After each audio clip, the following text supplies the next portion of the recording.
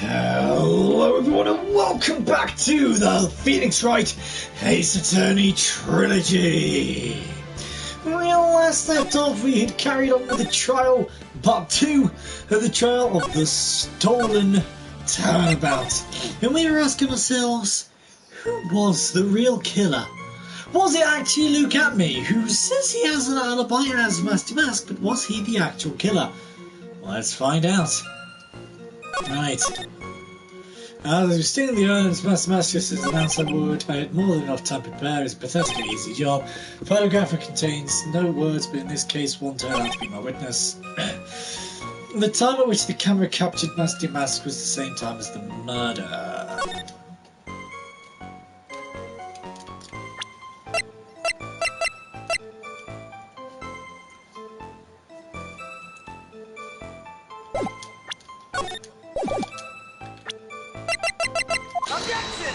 Is it you? It's not you.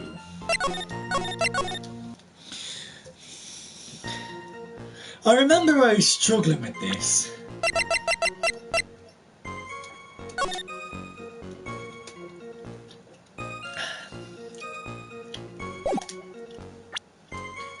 Objection! It's not that.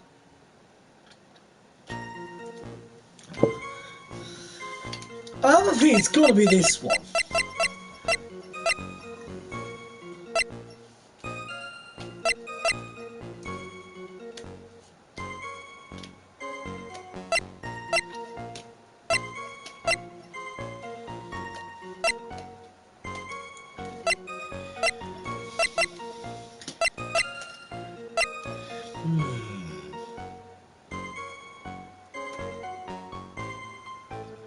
Objection!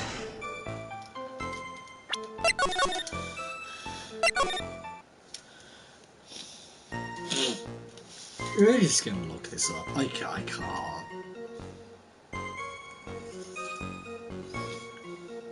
He's a dirty case too. Dooby dooby doo.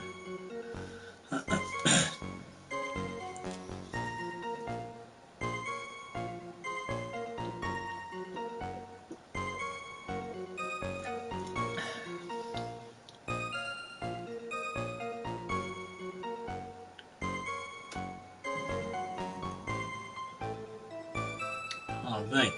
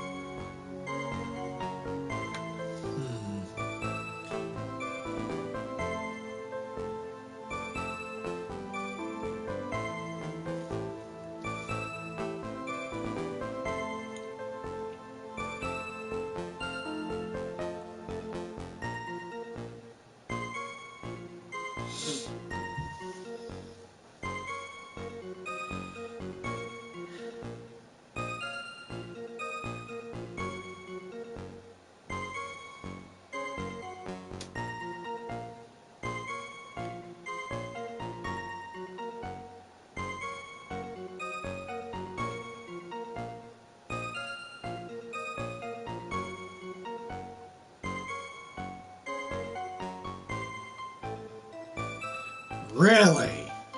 Even I'm pretty sure I did that. Hold it! So by photograph, you mean this piece of evidence here, is that correct? Indeed it is! Let's get that it is! The very thing that proves I committed the crime! The very thing that proves you committed the crime. Surely even you understand by now. Montana provided that camera. There's no way I could have tampered with it. That means I could not have killed Kid Bullard unless I had a accomplice.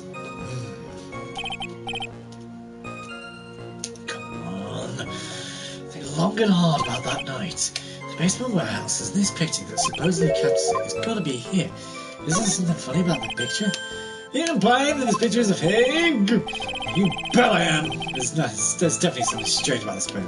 We took a long look around the basement warehouse that night before the theft took place.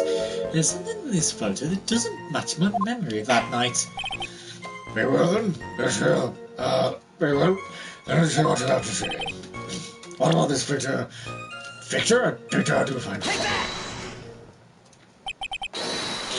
The funny part is right here. Wait, is this a blood stain? Ah, blood. Now that this is getting interesting. Not exactly, Your Honor. This stain is actually pink paint. Oh, just paint. Peach coloured at that. From blood to peaches. Oh my god, the judge sure loves going on these wild tangents.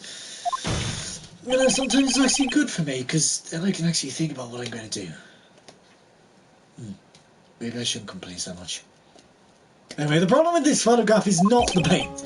The problem is, when you consider the layout of the basement warehouse, it turns out that something that should be there is nowhere to be seen. Well, Mr. Wright, what is this? What is the picture? And the supervisor of the treasure exhibit stated the following. Well, there's a good reason for that. On the day of the crime around now, that gold statue just happened to arrive at the mountain train hall. I realised that the statue would be perfectly sized for giving up the paintings, that's why, by the way, you sorry. I myself was there that night, the night the theft took place and saw a statue in that spot. If this picture was truly taken on that night, then that statue should have been there. Objection! But when I went there the day after the theft, that statue was the old bag was sitting in the corner. Perhaps it was somehow bust accidentally. Your Honor, this statue is slightly larger than your self-employed heaven. It did more than an accidental push to shove it that distance. In that case, can you prove it? Can you give us the rhyme and reason as to why that statue was moved that night? Can you do it, Nick? Never mind who moved it, the real question is why did they move it? Well, Miss Wright, here we are prepared with an answer. Now then, who was the one that moved the golden statue on the night of the crime?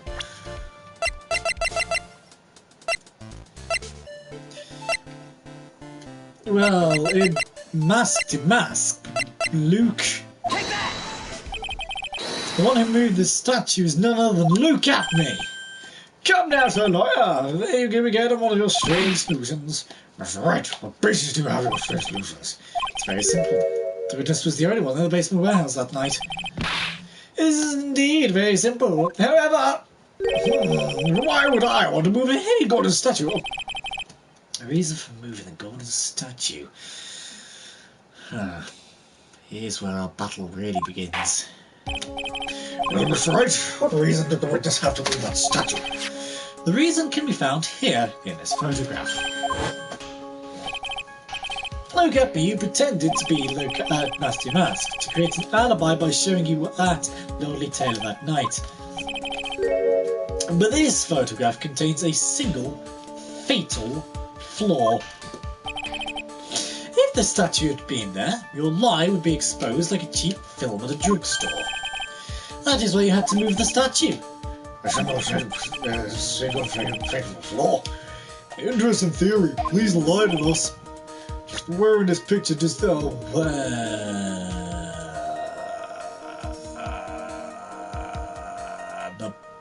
box, because there's no paint. The lie is Master Mask. You saying this Master Mask is a fake? You know, I really wish you would start acting more like one. Yeah, the current question is why was the golden statue moved? What possible connection could there be with Master Mask's identity? I mean, I pointed to the box, not mask to mask, but that's fine.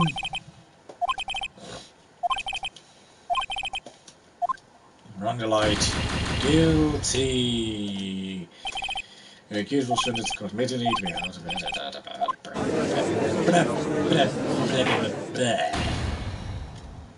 blah, blah, blah, blah, blah. Fine. Hold it!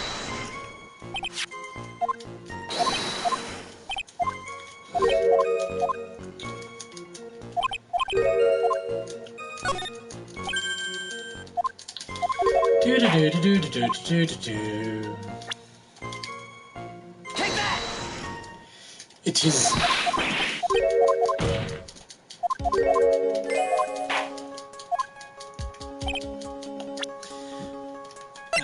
So then we present the statue.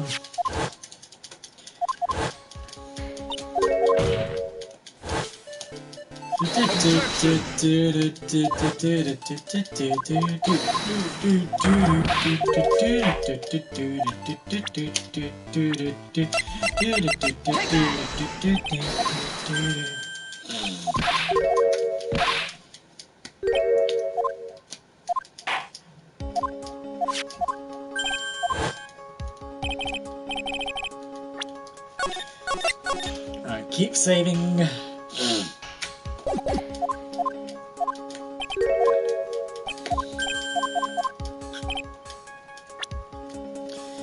Right, where in the pit is it the paint itself? Jumping to conclusions again, I think you need to take together in your local mirror. As Yiddish brother, because the half-truth is a whole lie. Keep lying like this and you'll be alone on trial. Oh man, never called me a liar.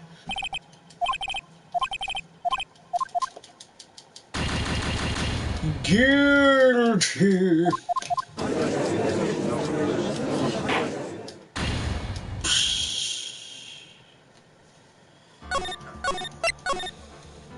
Okay.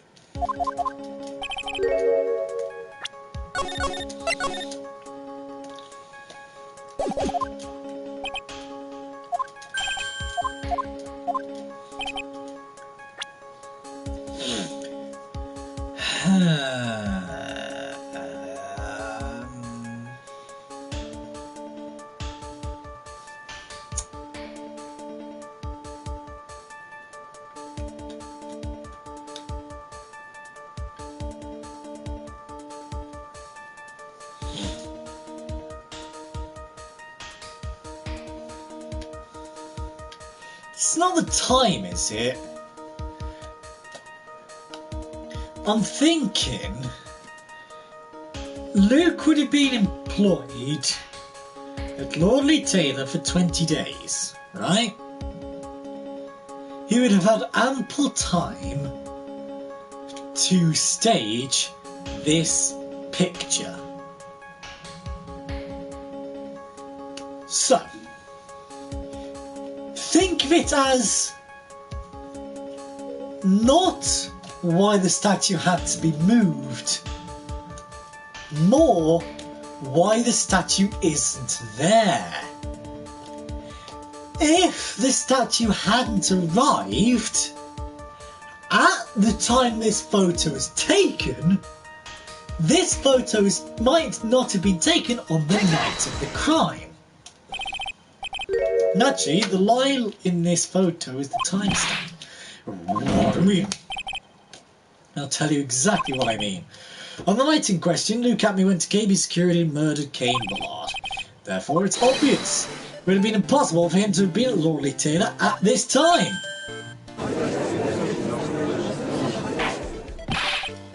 But what does that have to do with the statue being moved?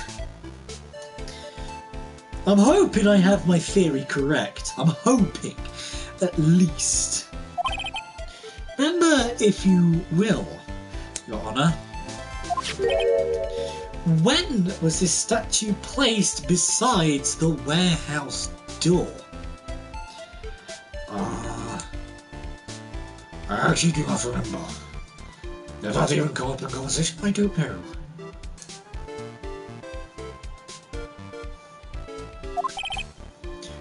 Well,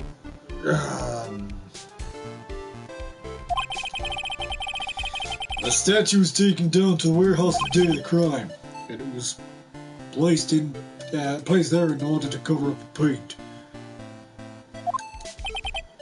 Exactly. Well, Luke had me who'd already decided on the time when he was going to kill the victim.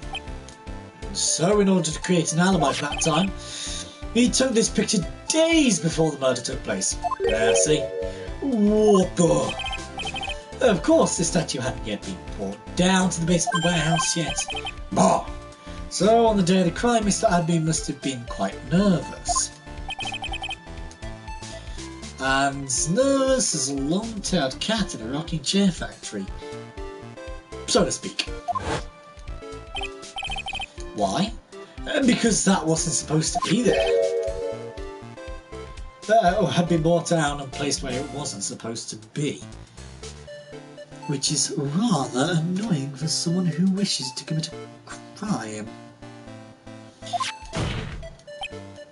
And that is why Luke Abney had to move the statue on the night of the murder. He did it to make the room match with the way it had been in this photo.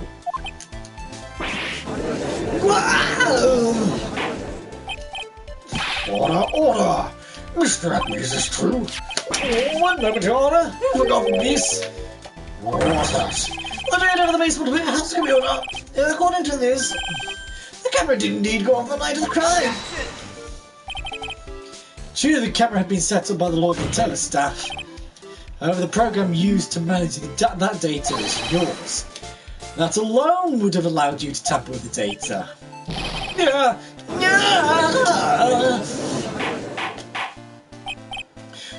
Order! Mr. Goddard, what is the meaning of this?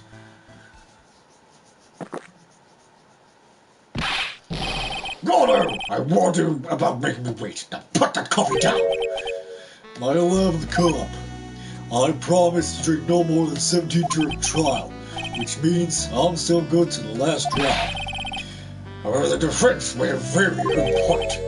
A good point? So what? We are all but travelers on the road of infinite points. I think he's got his points mixed up with his other points. So you say this photograph was taken ahead of time. Well, the statue was moved in order to make a match. That's a very interesting idea. However, there's one point that can't be denied. Which is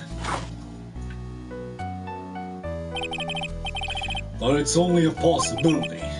Men that are trapped by the chains of maybe can never reach their dreams.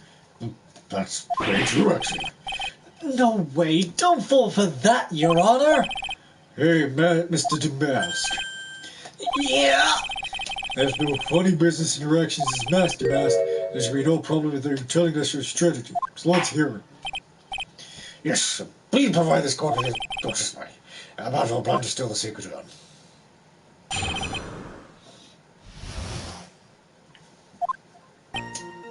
I first received the request from Lonnie Taylor about 20 days ago. The urn was placed in a box in Safari. It was then sent to the warehouse. Hence, I was actually unable to see the urn for myself until the day of the crime. I knew it was an extremely valuable treasure, so I sent my card 10 days beforehand. I then handled security by myself to ensure that my crime would go smoothly. At last, I held the urn in my hands for the first time at 1 AM on October 12th. That's pretty much all stuff we've heard before, isn't it? Yeah, but we'll find the truth hidden in the nuggets of new information he gave. Witness, we'll show there are no mistakes this time. Zavide! Very well then, Mr. Wright. You may begin your cross-examination.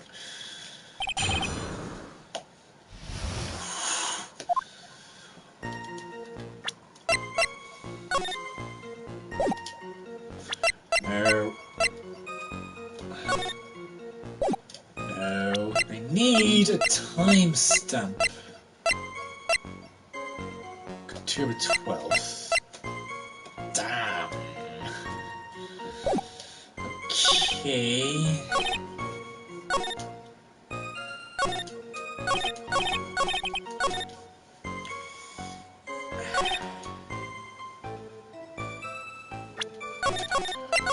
It's not a valuable treasure, though.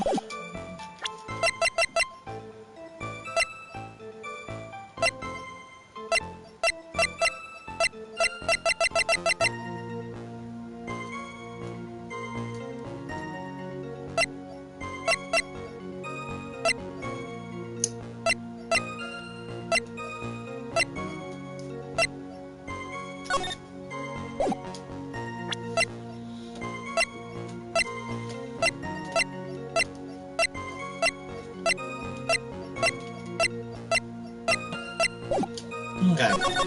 Hold it! You were asked to guard the urn by Miss Adrian Andrews, is that right? Indeed, it seems that they had heard of my sparkling reputation. I see. Miss Andrews is still attracting the weirdos. You better watch out. You better watch out too, Maya. Hold it! You mean this box? Yes, that pathetic box. Lady Andrews was especially taken with that urn. And she wouldn't let anyone into the storeroom. Not even me. Huh. Interesting new tidbit. Hold it!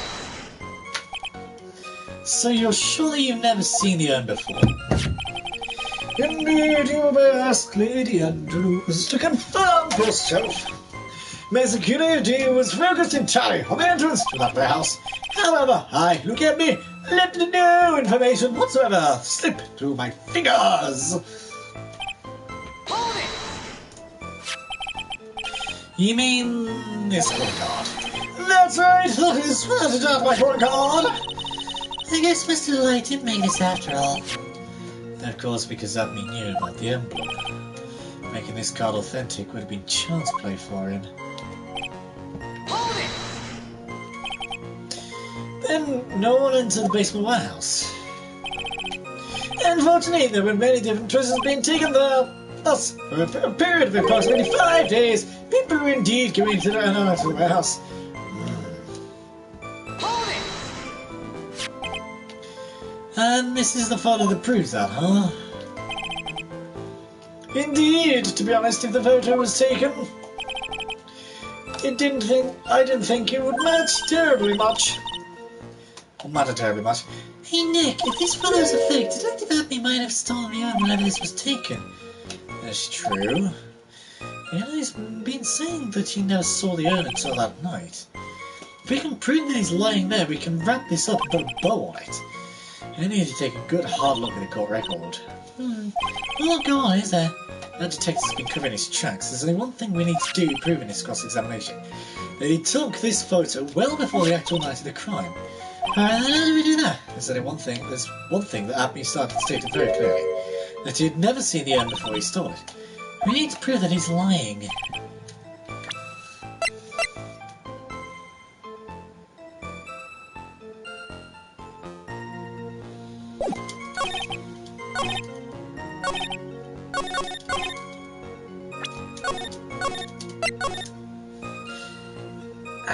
Is this going to be something stupid?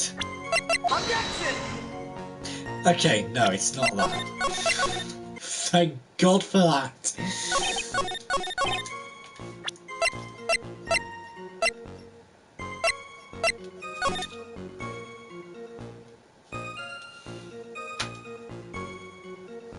Speckled urn.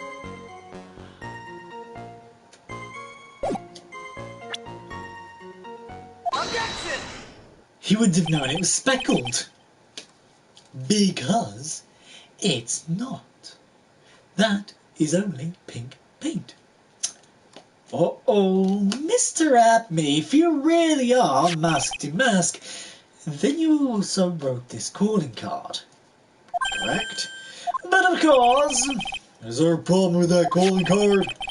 allow me to read a passage from the calling card that that Nasty Mask had written. Take good care of the speckled urn. Now, the speckled here. Surely this refers to this pink pattern on the sacred urn. Yes, that is true. But, so what? Truth be told, there is no way that Master Mask could have known about this pattern. What do you mean? This pink spotted pattern on the urn is actually nothing more than paint stains. Paint stains? And these stains did not appear until after the urn had been taken to Lordly Taylor. I'm not finding this joke to be very funny, Mr. Trite. The day that the sacred urn was taken to the warehouse, the urn was broken due to human error. So, or shall I say, a error-prone human. And that's when the pink paint got on the urn. You can't be serious. And yet this calling card clearly mentions the paint pattern. Which means Detective Abney has seen this long before the crime ever took place. In fact, he saw it when this fake photo was taken. And because this photo is a fake, your alibi for the night of the murder no longer holds water.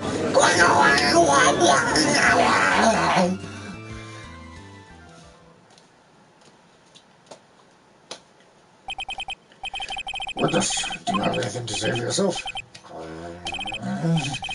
Alright, that did it. He's broken. Nick? I think it's still a little early for a victory pose. Huh? Oh, again, tried. Ha! It's so sad no one has any conviction these days. Conviction? You say? Yesterday, we all decided unanimously that this man was Nasty Mask, and now we're calling him a murderer.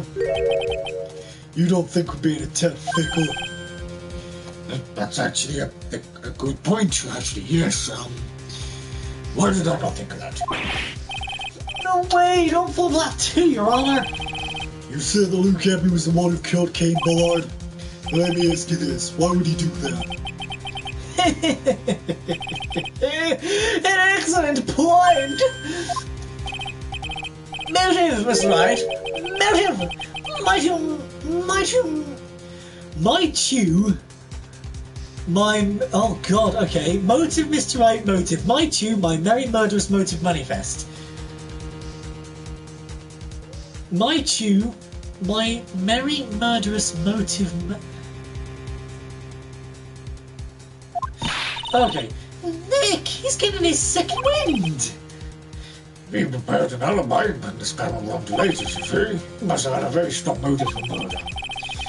The only one with a motive we've seen is Rob Delayed. Isn't that right, Detective? Indeed, according to my own research, the boy's motive is clear. Without a motive, it's impossible to prove guilt in a murder case. Now then, maybe you could enlighten us as to what the defendant's motives were.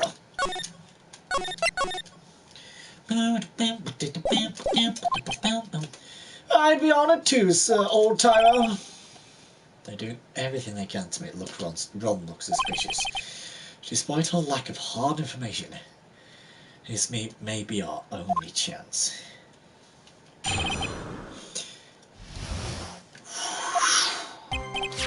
I look at me at no points of contact with the victim whatsoever. King Bullard had decided to investigate Nasty Mask and simply mistook who he was. It was Mr. Bullard who wrote the blackmail letter and sent it to Ron Delayed. And it was again Mr. Bullard who harboured a grudge against Mr. Delayed for his betrayal. Mr. Bullard's mistake is quite excusable. This is why Mr. Delayed saw it fit to kill King Bullard. Truly a tragedy. Detective Kane Bullard blackmailed the defendant? This is the blackmail letter found in the defendant's apartment, sir. A handwriting test confirms that Mr. Bullard was indeed the one who wrote the letter. What?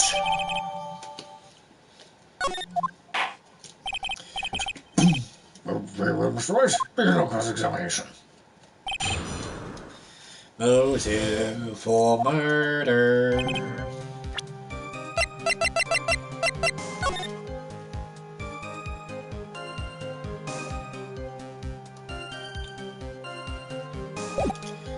I am decidedly confused because of the red gem. Objection!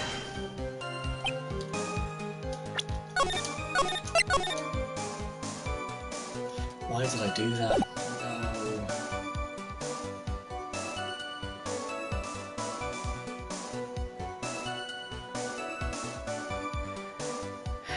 I've just glitched out the game!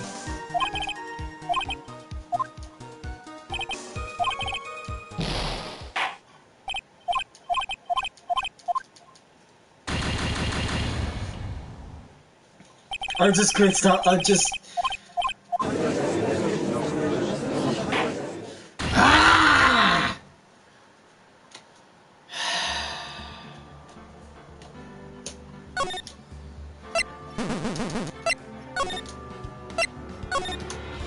I now can't do anything.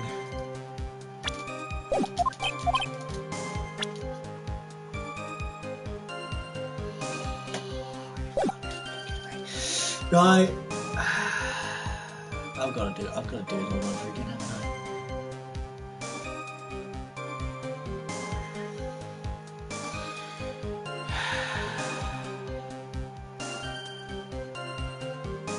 I? Right.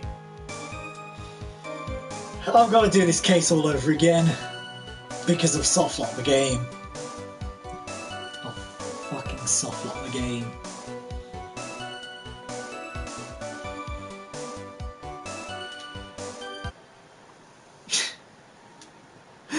I can't do it, I can't! This is why I hate this game!